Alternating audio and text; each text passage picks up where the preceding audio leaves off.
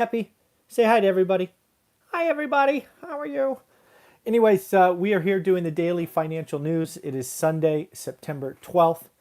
We will be speaking with Laura Morby here in about a half hour and have a surprise guest at 9 o'clock. So, as always, we are starting off strong just for you. I've already recorded my goals video for the week. And as I shared the other day, it was a slow week. We did lose Monday to Labor Day, which could have been a cause. But yeah, we only closed 6 deals this week. And if you don't know why that's important, folks, we have this goal of 500 where I'm trying to see if one rental at a time is helping people close 500 rental properties this year.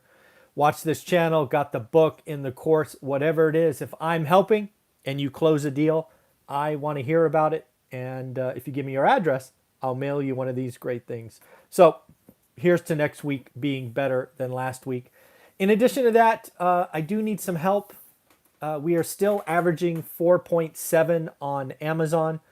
I've done the math. Looks like if we got 5 or 6 5-star reviews today, it would kick us back over and become 5 stars. I know it's a vanity metric, but it's important to me. So if you like the value that I'm giving here, we're getting almost 2,000 views a day on the daily financial news. So hopefully there's 5 of you that go, okay, today's the day I will write my review. So thank you for that. So as we talk about the week ahead, it is going to be, we're going to learn about the consumer. We got kind of 3, maybe 4 big numbers about the consumer this week. Kind of, what is the economy that we are in together?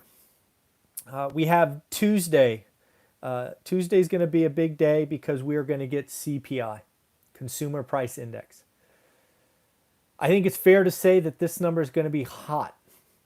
I think the only question is it hotter than it's been in decades, or are we, trending slightly lower? The expectation is for 5.3%. So let's do our normal thing. Let's get some active participation right now. Let me know what you think.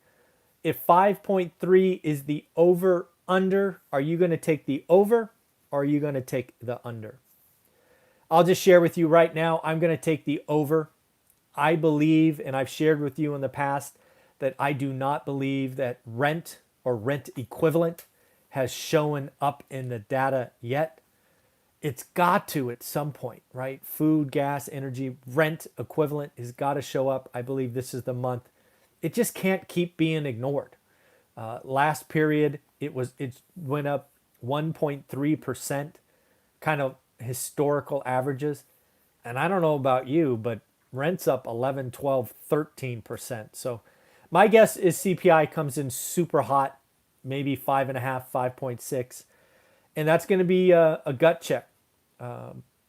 Powell and his team meet next week about potentially talking about tapering. At some point, I do believe the administration needs to recognize, a lot like Joe Manchin is saying, we got to stop spending. I believe I don't know. We'll see. It's Tuesday, right? So it's right around the corner. Then we got Thursday. Thursday is another big day because of retail sales. Retail sales is going to be very interesting for a couple of reasons. First and foremost, if you don't know, the U.S. economy is driven by consumers, and a lot of that shows up in retail sales, right? We're about 67.5%, 68% of the economy. It's going to be interesting. I think it comes in light, but does it come in super light because the consumers are really pulling back? I think so. I think, yeah, I don't know. It's going to be interesting. And of course, that is going to lead right into Friday. Friday could be a wake-up call. We have Friday's consumer sentiment. What are the consumers thinking? And the beauty about retail sales is that's what consumers are doing. Consumer sentiment is kind of that leading indicator. I always talk about it, and I've talked about it for years on this channel. Is the consumer greedy or fearful? Consumer sentiment is the first indication where you see consumer behavior potentially change. And Happy wants me to remind you to hit the thumbs up Also, leave some comments. Let's try to get these daily financial news over 2,000 views every day. So, comments, thumbs up. Let's get more people watching these. Thanks, Happy. So, again, Friday consumer sentiment could be a leading indicator for all of us. And then you have the big banks dropping GDP expectations.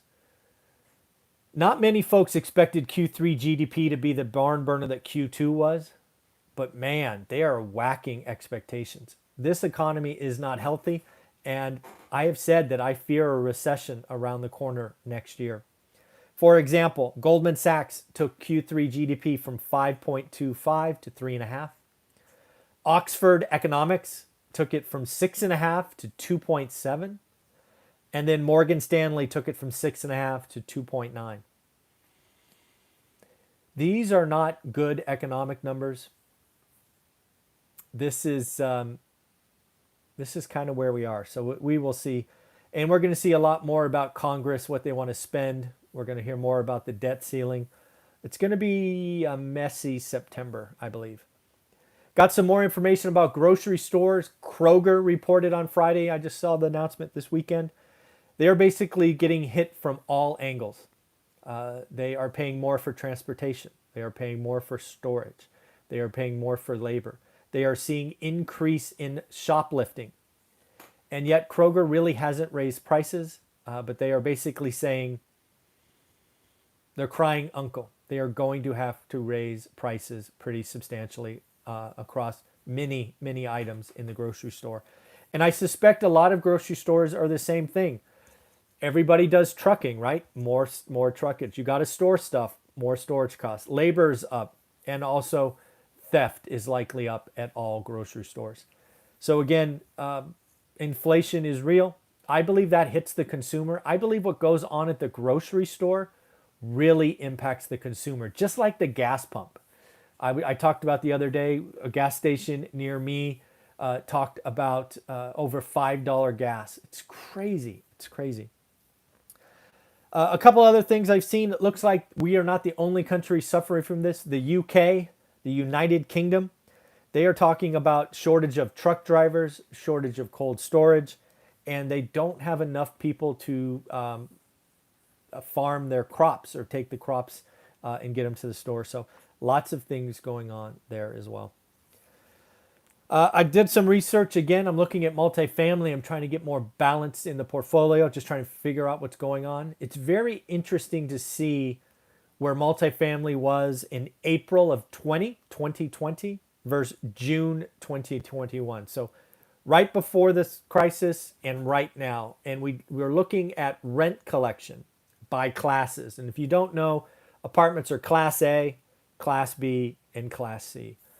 So Class A, excuse me, is actually performing better today than they did before the crisis. Rent collection was short 5.9% in April of 20, and today it is 5.3%, so marginally better. Probably not a lot of you would expect that, but again, the K-shaped economy, you would think the A class is doing well, and they are doing great.